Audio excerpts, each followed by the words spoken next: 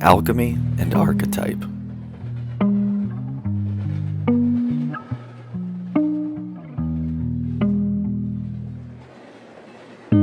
Now, let us take a moment to map the meanings of mythology, of archetype and alchemy.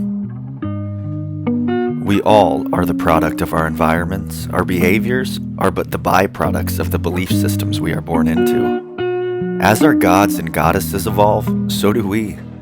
How we behave is to choose one pattern, one perspective among many. Swiss psychologist Carl Jung was primarily concerned with this realm of the psyche, the subconscious, the shadow, the collective imaginal realm of myth and archetype. Depth psychology is the Jungian path to individuation, the road to oneness, the integration of your inner reality and outer experience.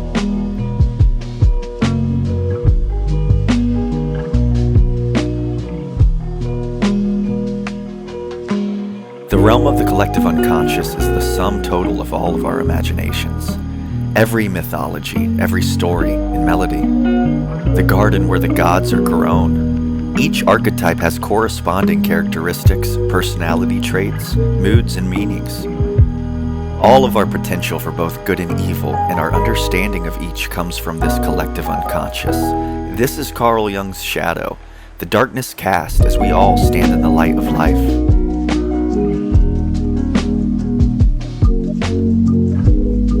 At first glance, it can seem like each individual's experiences are unique. However, when we compare the works of art or the words written throughout human history, we find our own mythology mirrored. This world we are describing is that which is revealed to us through the artists and poets and the prophets of all ages. Leonardo da Vinci, Michelangelo, William Blake, and even Bukowski have all felt what we ourselves have. Hurt, heartache, hope, any other feeling you can think of is there in history, in humanity. Individuation is the integration and understanding of these symbols and events as they appear on the path to wholeness.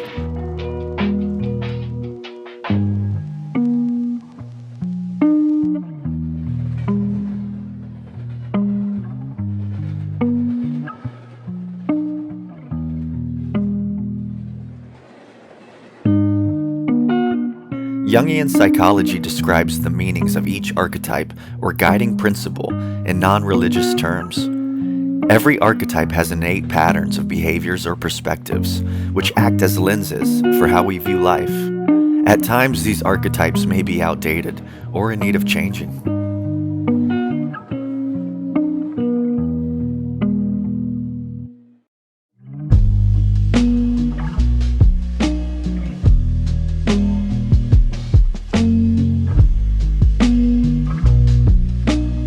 Let us now trace back the origin of our stories of mankind's congruent emergence with myth. The earliest evidences of mythological thinking are found in the period of the Neanderthal man, around the time of 250,000 to 50,000 BC. This information was extrapolated after excavating graves.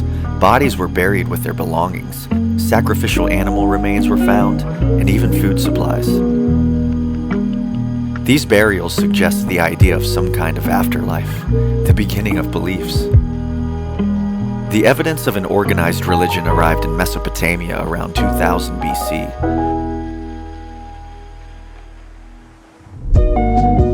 This is also the first emergence of myths where men were made to be slaves for the gods. Men became the servants, gods, their masters, and kings, their chief steward. This was the start of what Joseph Campbell called mythic dissociation, the first plot twist in the creation myth.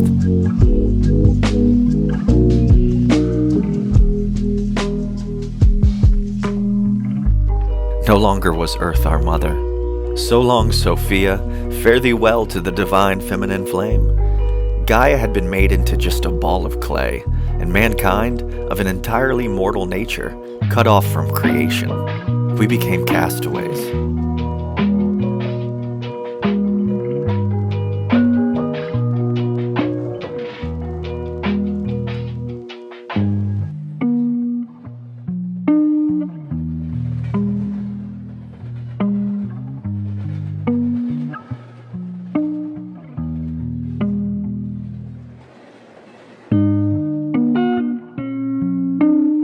first obvious example of this occurred around 2000 BC in Sumerian cuneiform tablets.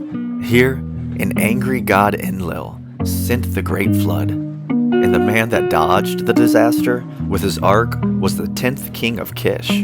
Before this, the original view of the universe was that of divine emergence. One being, one presence, one love, experiencing the all. At this time, on the other hand, saints became the sinners. Mankind was no longer a manifestation of divinity. We became occidental orphans. No longer were the gods or men known as aspects of one single being, beyond all names and forms. Instead, we were left to be led by the intermediaries of the infinite all.